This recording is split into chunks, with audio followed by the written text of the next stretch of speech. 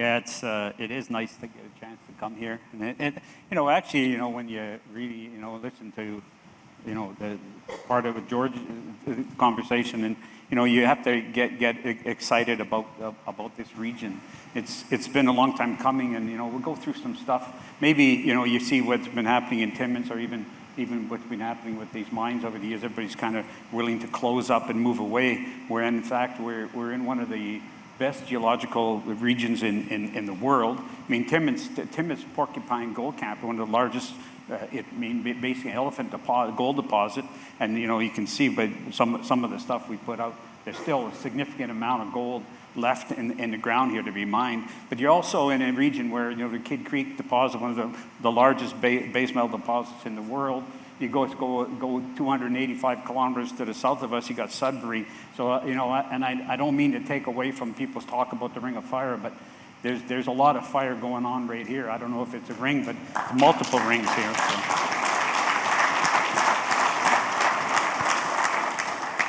And a few years back, actually, with this, somebody talked to me about, is mining sexy? And maybe I started to think about it, and in terms of what we do, and in terms of attracting people. Just think about it. If you come in to work in our industry, not only do you get to live in good places, and especially with Porcupine, get to live in this region in northeastern Ontario with all the everything you got to do, but you get to be people. We have lawyers, we have accountants, we have environmental people, we have biologists, we have.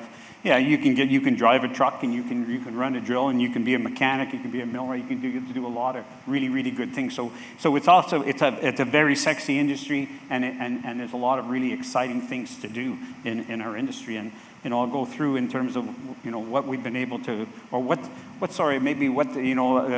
the idea is here, and like the fact that we can take Timmins and these Porcupine gold assets and turn them back into what is a tier one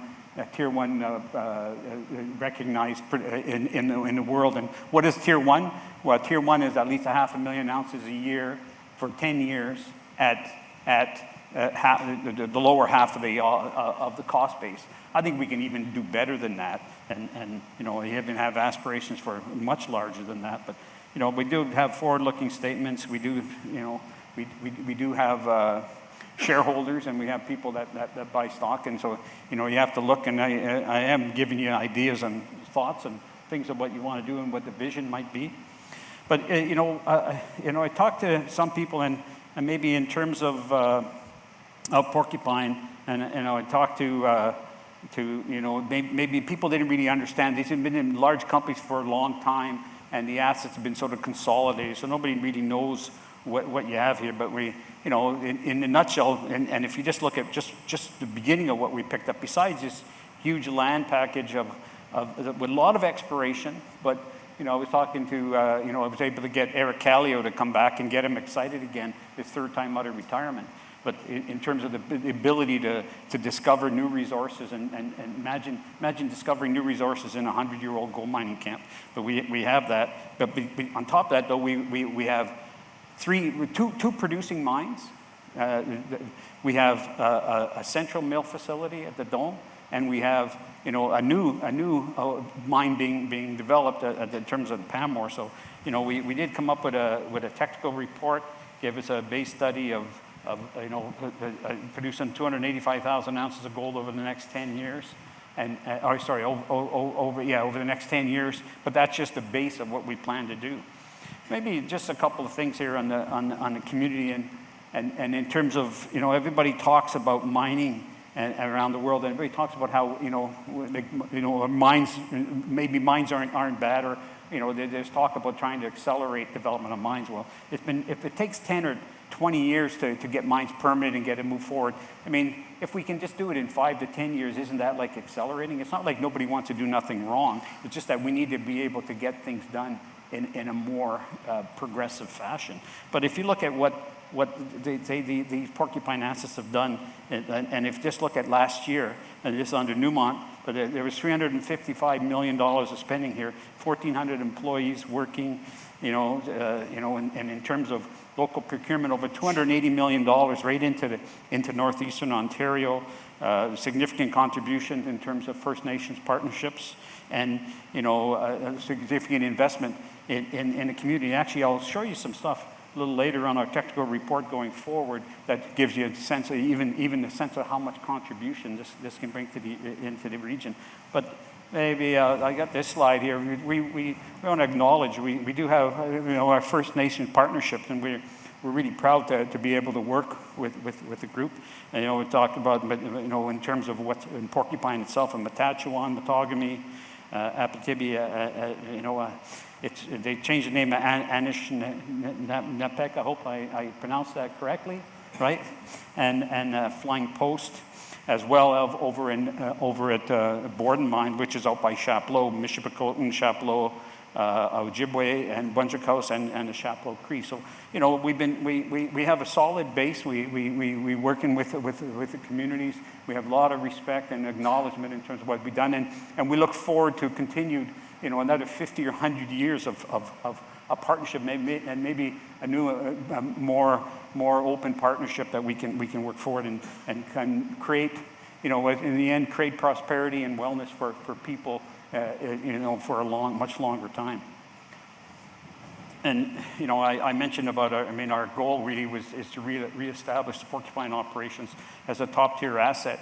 And people might I say that, and some people might question that. And as a matter of fact, when we went through this with Newmont, and we looked at Newmont was selling all their mines in Canada. They had Musselwhite, Eleanor, Porcupine. They had the coffee project in Yukon. They had the Cripple Creek over in Colorado. And they'd have people approach, and even Newmont talked to me about, you want to go for the package. And they did look and say, you know what, in the end, I'd rather really just focus on Porcupine, because all the other ones, first off, they're all good operations, with Eleanor and Musselwhite.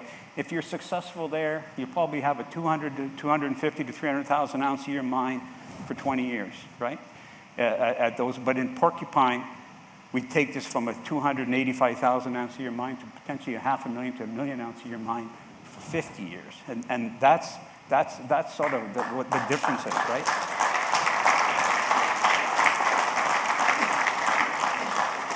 And if it's a question like in terms of Franco-Nevada, the partnership with Franco-Nevada, they came in strong and they're very supportive, and they paid up to be a partner here and to really support what we're trying to do. So if you look at them, it's not like we work with the very, very good people, and there was a lot of rigor put into this to come up with this. So it's not like we have a vision and we're just talking from the seat of our pants.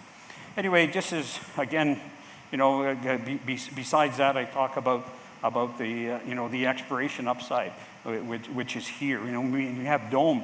You just go and I'll show you some pictures of Dome. There's 11 million ounce resource just near surface sitting at Dome. There's been talk of other companies talking about the Century Project. Nobody wanted to move it forward. Hoyle Pond, you got the TVZ zone, a very large zone. And it's the metallurgy is a little different. And just because the metallurgy is different in the region, nobody wants to touch it. But if we get this metallurgy fixed in northeastern Ontario, which is effectively the same type of metallurgy that we when we Kirkland Lake Gold and we operate the Fosterville operation in Australia, or if you go to Red Lake, they have autoclaves in Red Lake. You go to Nevada, it's all refractory mineralization.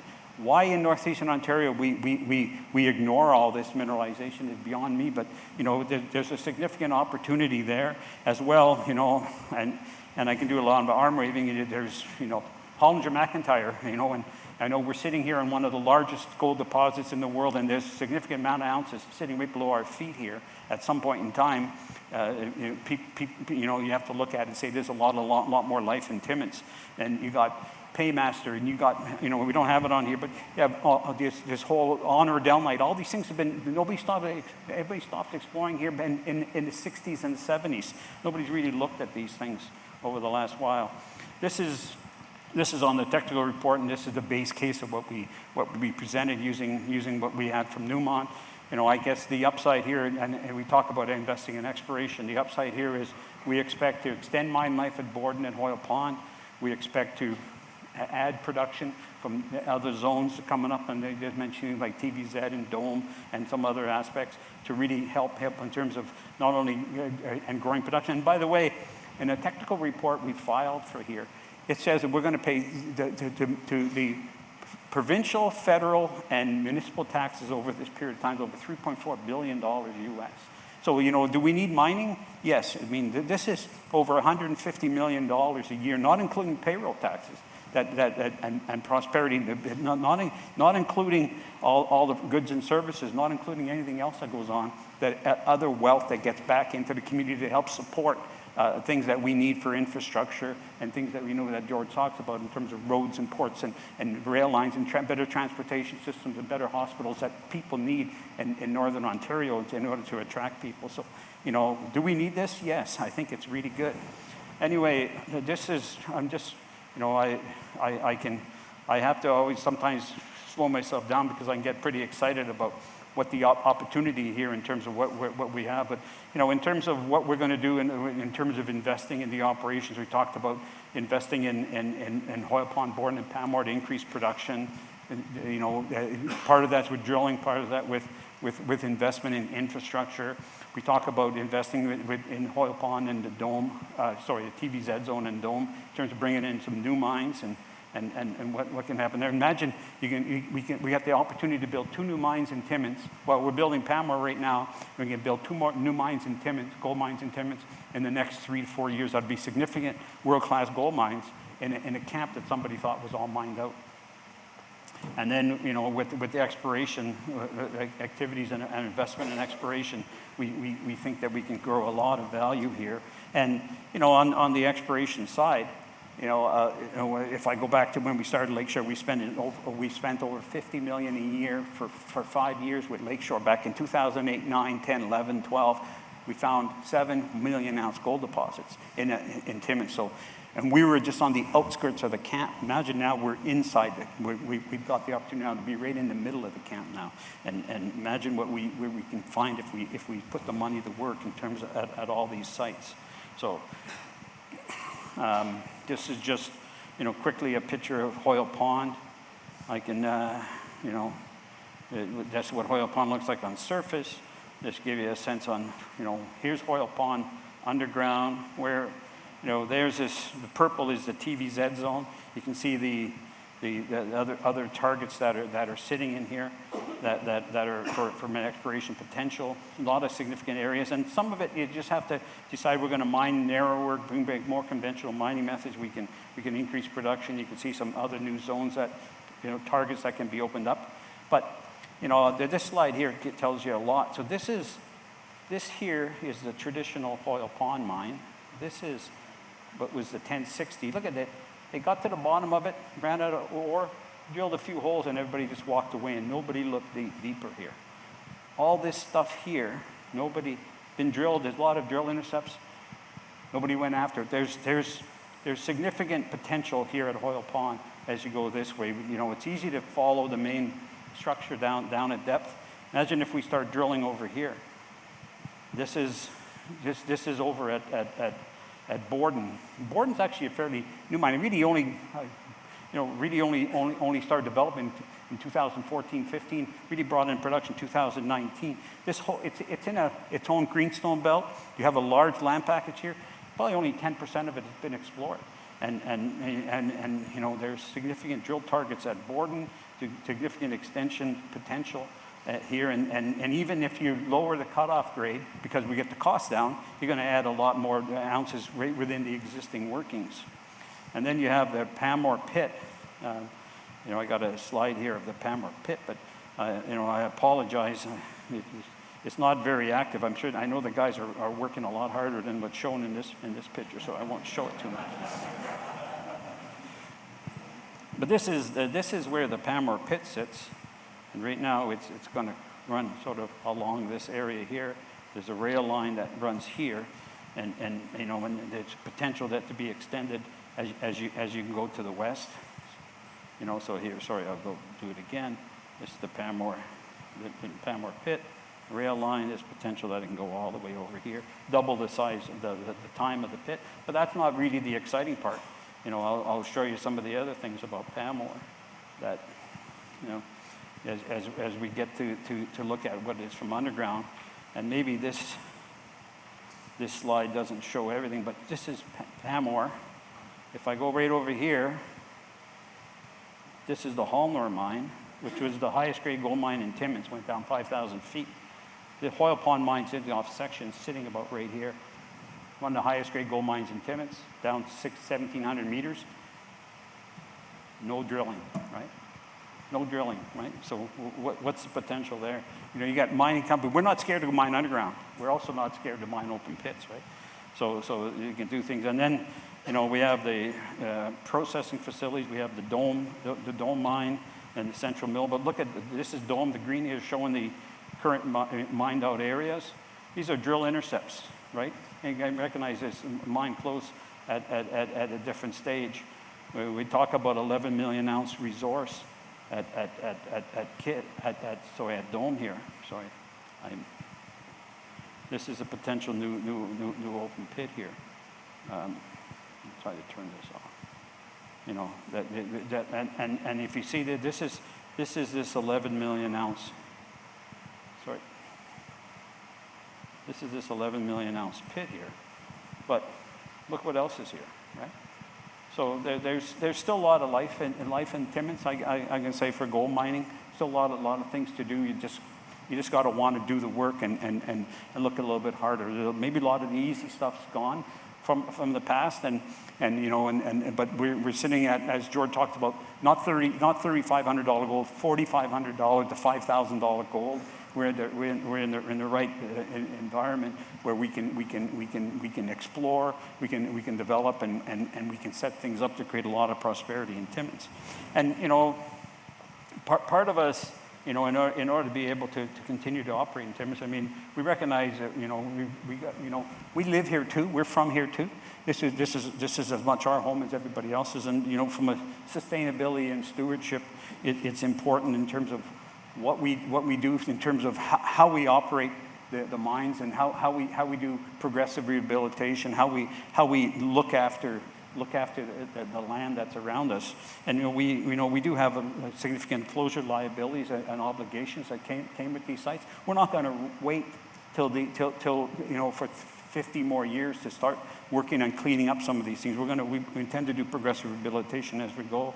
If we look at some of the track record, and this is the track over the last few years with Discovery, and a big part of why Newmont, when they were looking for partners or somebody to come here. If you look at what Discovery, so we have the project in Mexico, and I haven't really talked much about Mexico, which is a tier one, one of the largest silver mines in the world once it's built.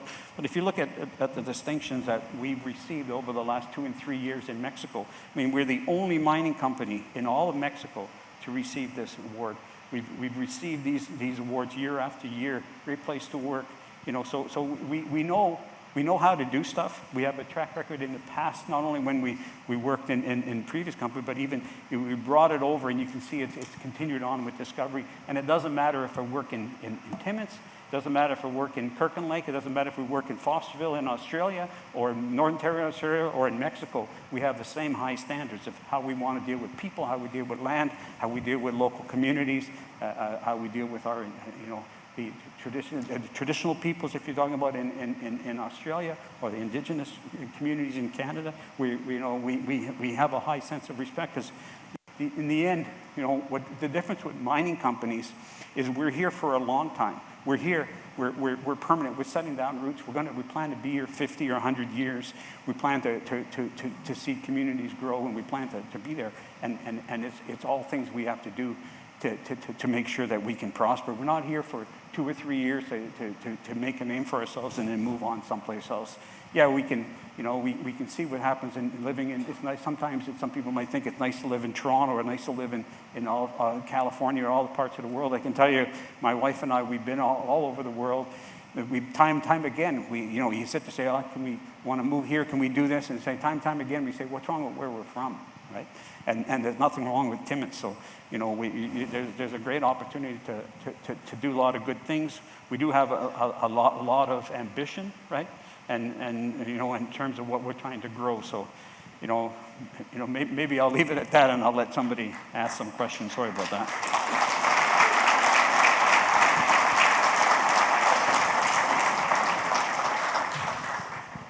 All right, he put the call out for questions.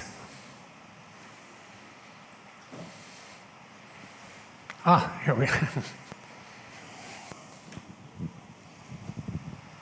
Hi, Tony. First of all, congratulations of this new journey with Porcupine sites and all the other assets. One question, will there be any major infrastructure development, or you will basically focus on existing infrastructures within the mines and the process plants? Well, I think it's a combination. I mean, you want to invest in infrastructure and existing operations. I mean, as we want to grow. I mean, we do talk about wanting to build minimum two new mines here. So there would be infrastructure to support that. But a lot of times, we're in a brownfield site, so a lot of times you're really just going to focus on improving what you have and build a lot from within, right? So, we have the Dome Mill, and Gord Levoy's here. He's been, I think he's going to turn, he's going to take the Dome Mill, and it's like one of these, YouTube things where somebody shows you they find an old axe in the bush and they turn it into something really, really fancy and nice. And give Gord some time. He's going to take this old axe at the Dome Mill and turn it into a really, really, really special thing. And just from where it is, and I think we have a lot of opportunities for that in terms of the infrastructure we have, right? So, does that answer the question? Okay. Yeah. Do we have some more questions? All right. Anyway, no, it's like I say, it's the industry's sexy. A lot of as going back to what George said, tell your family, your relatives, there's going to be lots of new jobs in Timmins, and it's really sexy place to work, right? So.